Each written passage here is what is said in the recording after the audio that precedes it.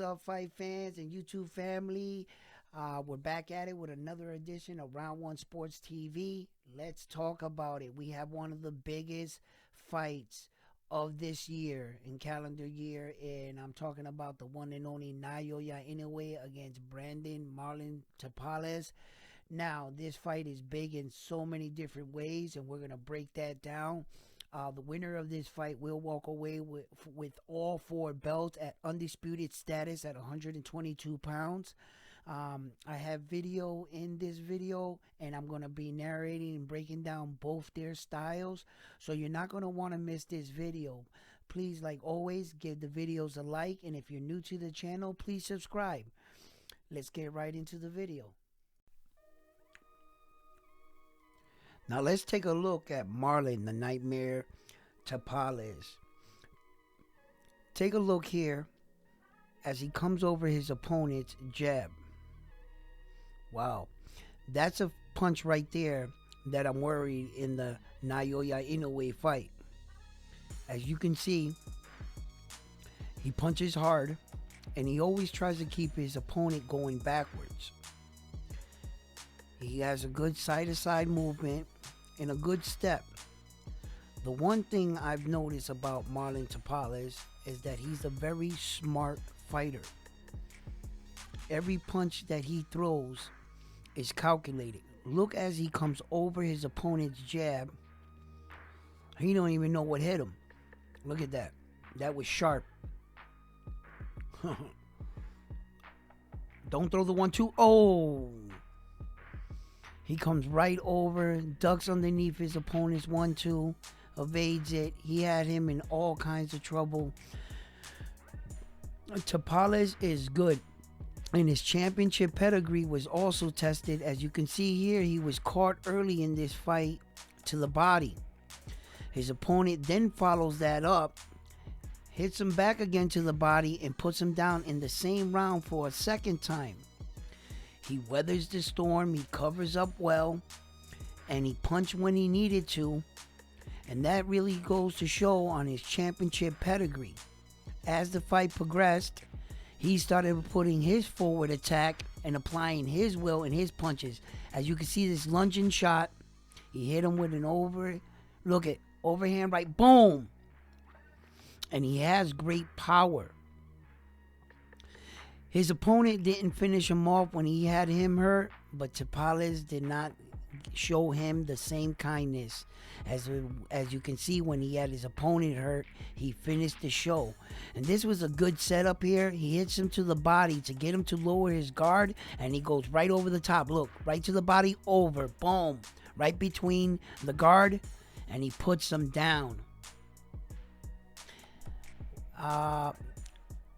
Tapales has really shown that he can also travel to enemy's territory, where he has fought many Japanese fighters in Japan already, in fact. So that will be nothing new to him. As you can see here, look, he his guard is solid. He moves well off the first step. His evading skills are good. Look. Closing out the first round, the feeling out process is over. He pushes off well. When he is in mid-range, he fires fast. He doesn't stay there long without firing a shot. He never stays in mid-range like just standing there. And that's very good. That uppercut was slick, man. And that's what I worry about Tapales is that his technique might not be as polished as a fighter such as a Naoya Inoue, but he's a very, very well-placed puncher, and he knows how to throw and when and where to throw his punches. And sometimes when he has an opponent hurt, as you can see here, his technique falls to the wayside, and that's where a fighter like Naoya Inoue, the monster, comes into play. Let's take a look at how he fares against his opponents. This is Jason Maloney in Madison Square Garden. And quickly, you can see the Japanese superstar. Wow, that was slick. He's very fast, and his twitch, ooh, good uppercut, evades his shot, Maloney's shot. And Maloney is a very crafty and good fighter. The Japanese superstar, he can fight in the inside, on the outside, mid-range, outrange. His timing and placement and selection of punches is phenomenal. He's very at an elite level. As you can see here, I mean, Maloney, look at this. He just seamlessly just moves around his jab. Oh, that was a 4-piece. And oh, what a shoulder roll. He just Maloney stepped in with a 1-2 jab. Boom. And in between that, he made him pay for it. Look, that's textbook right there. That's a double jab. That's exactly how you're supposed to do it. But if you don't do it at the right angle, you can get set up for shots like that. Wow, that was beautiful and very impressive. Only the elite fighters can catch you in between he had Maloney figured out by then. Look at that. Wow. Maloney didn't even get his shot off. He shut him down. Oh, man, that is beautiful right there. It's timing, it's placement. You know, here we have Des Marines. And Des Marines is a good boxer. And right here, the Japanese superstar starts to show him shots up top. And then he rips a body shot. Did you see that? It was like a whip. And once he saw that he had him hurt at the... Wow, another body shot. He goes upstairs to make him raise his high guard. And he comes right underneath the guard. Oh, and he gives him a liver shot. Look at this. 1 upstairs, 2 upstairs, lower. Oh, that's the shot he was really looking for. The 2 upstairs was just to distract him. And as you can see, Des Marines doesn't really know how to defend real well against low body attacks because his guard stays in the same position. He doesn't tuck the elbows in all the way or shift. And Naoya Inoue noticed that. And he took full advantage of it. And he made Des Marines pay for it. Look at this. Now this is beautiful work right here. He hit him with the uppercut to open him up and come around his guard. And those shots gotta hurt. And with the kind of power that he's hitting him with. Wow. And right here we have the Hall of Famer, Donaire. 1 miscalculation. 1 wrong move. And the Japanese superstar, look at this. The barrage of punches, and you can see they're all coming with bad intention. Wow, that was sharp, solid, accurate, right to the point. And Nonito Donaire, that is the second time he went up against him, and he lost. Here is when he went up against Paul Butler to unify all 4 belts at 118 pounds. And Paul Butler is a strong fighter. He's crafty. And he just turned him into a human punching bag. As you can see, not much offense coming from Paul Butler. And that's for a reason. These shots hurt. Look at him grabbing his side as the closing of the round. Wow, he just turned him into a heavy bag. Look at this, where that he had Paul Butler so scared and shelled up that he didn't want to exchange with him. He knew that if he threw a shot, he was liable of getting his lights knocked out. Wow, that was fast. And Paul Butler just couldn't do anything. These punches really must have hurt. And with the speed that they're coming, look at this. Paul Butler later said in an interview that some of these punches he didn't even see them. They would just whizzing by him.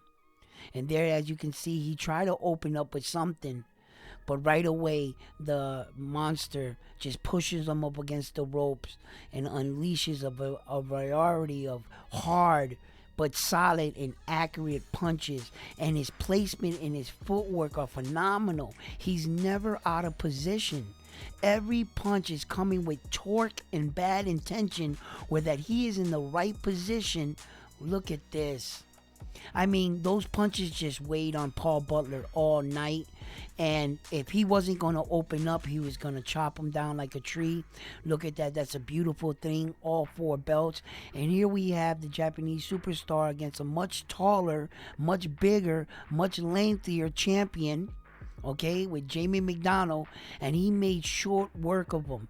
He beat Jamie McDonald, which he was the champion for 4 years in that division. Okay, and he made short work of him within 1 round.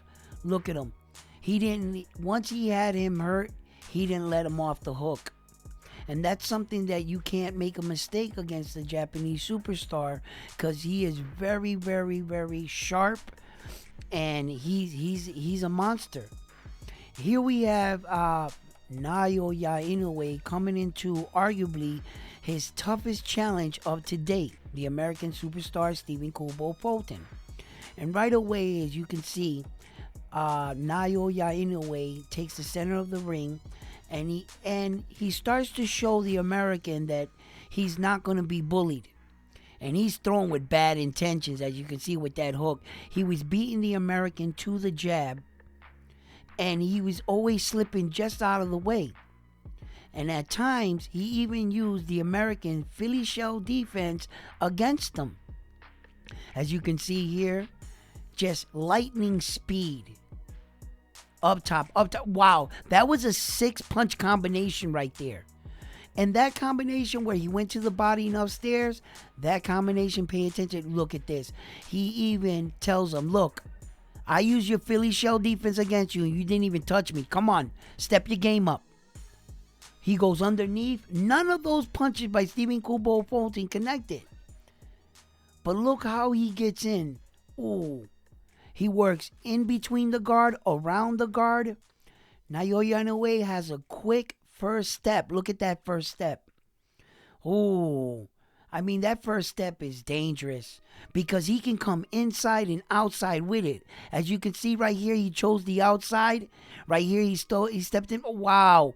He threw a running, punching combination while moving forward. Oh, my goodness. Wow. I mean, his speed must be really, like, blinding. I've never seen Stephen Kubo Fulton so timid in a fight, where that he didn't even get a lot of his offense off. I mean, in most of his fight, even if he lost a round, he would win a few of the rounds. He was completely shut out in this fight.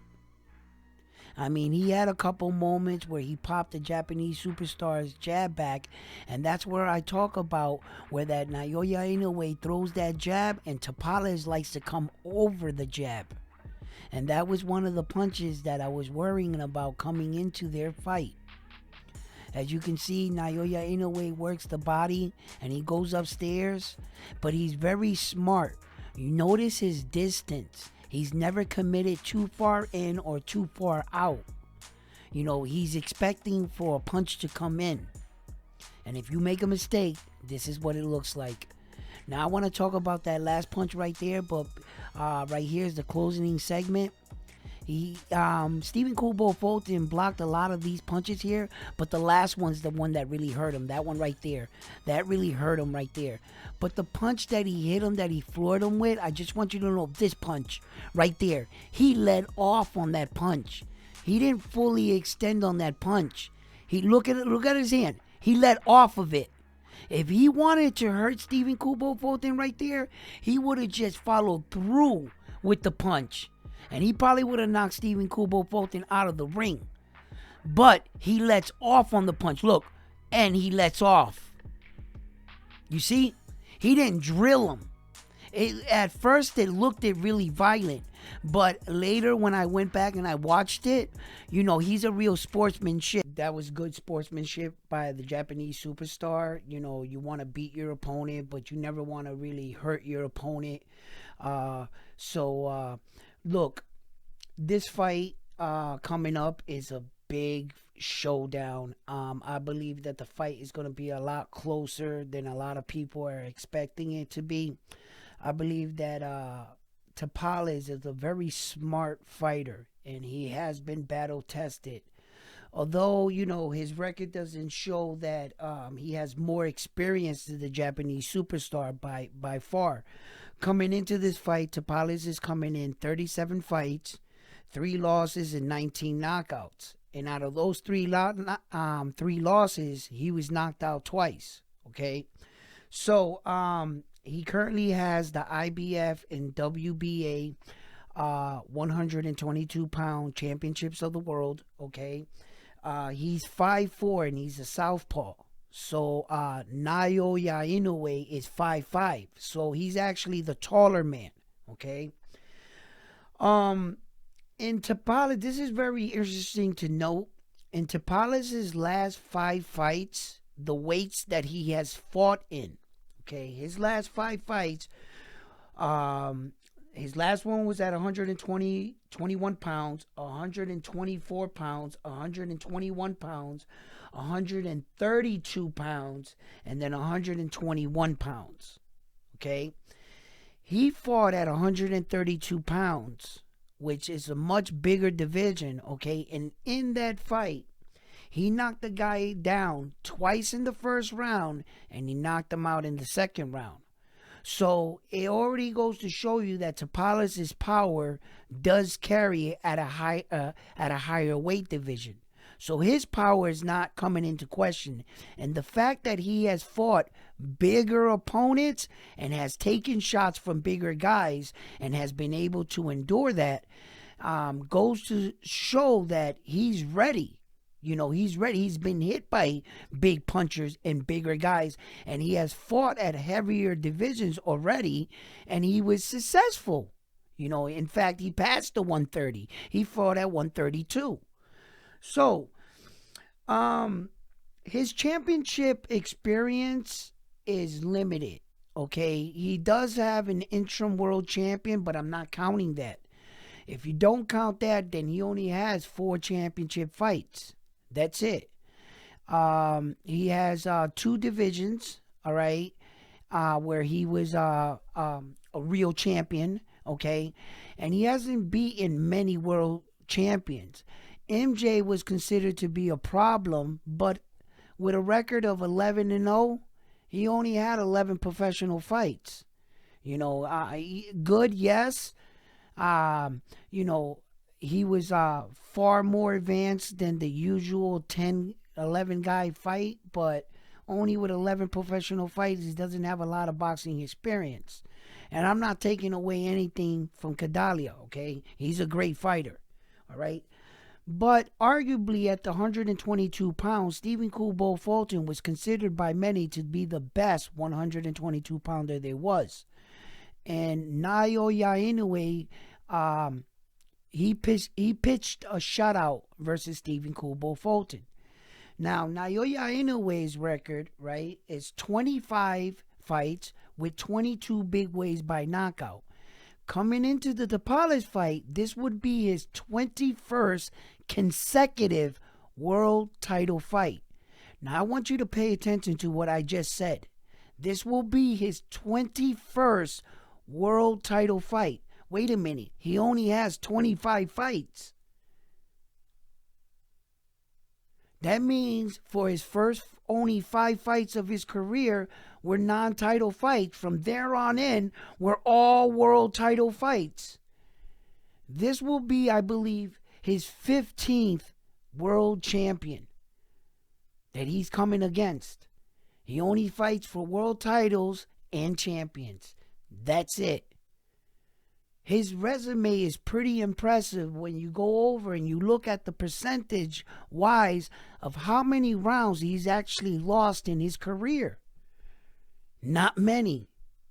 In 25 fights, they're saying arguably he's lost collectively between, statistically, is what they're saying, which I don't know any referees that could have gave him any of these rounds, because the only rounds I've ever saw him technically lost were maybe 1 or 2 maybe 4 in the Donito Donaire fight. I don't even see 4. I'm just saying it, right, for argument's sake, because I could already hear the fans now, right? And then there was another fight earlier in his career against a Japanese guy that he went to war with. It was an amazing fight. And I can see some of the judges giving, that other guy some of the fight. But anyway, impressively, he's won over 90% of his rounds, is what I'm trying to say. In 25 fights, coming up on his 21st world title fight, 4 divisions, okay? This Japanese superstar is really putting up a resume that in a little while, you're not going to be able to argue. Speaking of which comes into factor this fight in particular. This is why this fight is so big. If the Japanese superstar pulls this off, he will join Terence Crawford as being one of the only fighters to unify all 4 belts in 2 separate weight divisions. Okay? Now, Terence Crawford is rumored to try to, dare to be great and move up and maybe fight one of the Jamel Charlo and unify all belts there, but we'll wait to see if that happens.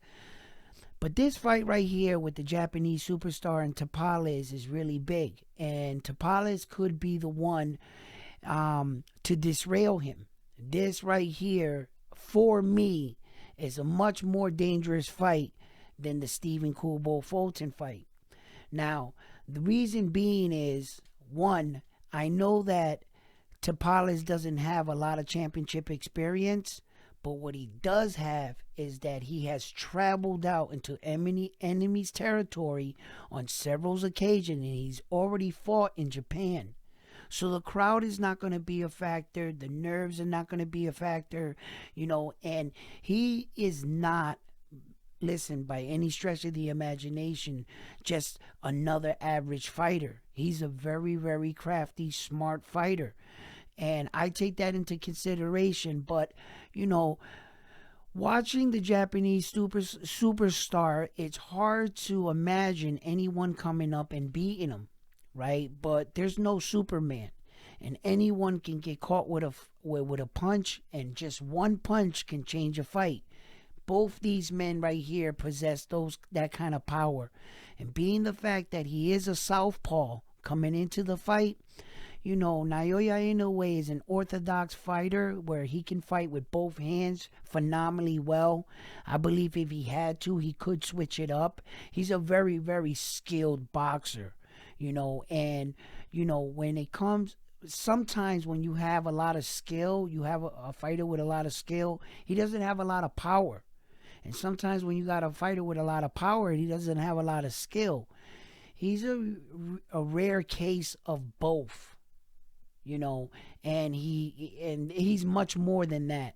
His ring IQ, his fundamentals, his footwork, his placement, his timing, his twitch muscle reflexes. Those are all the things that made fighters such as Floyd Mayweather's exceptional elite fighters. A lot of people have tried over the years to mimic Floyd Mayweather's Philly shell defense, or Philly shell style, or I may say the Mayweather style now, because he reinvented that style, okay? If you didn't possess all the God-given traits and talents that Mayweather had, you weren't going to pull it off like him. And I mean, you would have to have his mindset as a boxer, why he moved the way he moved, why he throws the punches he throws. That's what made Mayweather such a unique and special boxer. At the tail end of his career, in the beginning, if you want to see the real Mayweather, watch his first 17 fights. Right? That was Mayweather. That's when then he started breaking his hands and he became more evasive. But those are the elite ones. And as of Naoya Inoue, he's on that level where that he, unless you possess a lot of his traits, his power, his twitch-like muscle reflexes, his speed, his understanding of the ring, his punch selection. Unless you possess all these things, it's going to be hard to duplicate him. You see? So This is a really big fight. It goes down December 26th. There were rumors that the Francis Ngannou fight, he's taking Tyson Fury's spot for the December 3rd. I'm a 23rd. I'm sorry, December 23rd spot out there. And I believe that they announced one of his opponents, but it keeps kind of switching up. You know, it's that guy that Tyson Fury fought, the Brit there. I can't even think of his name right now. I'm sorry about that. But yeah, so Tyson Fury has a lot of options on the table right now, but Francis Ngannou has even better options right now at the table. I think he should capitalize on that date because that date was given to Tyson Fury, and I hear that he's having more legal issues about that because he threatened to pull out on that date and because of the injuries that he sustained in the fight with Francis Ngannou. So yeah, well, I want to see where that turns out, and Devin Haney is coming up. That's going to be a good fight right there too. I'll make a video on that.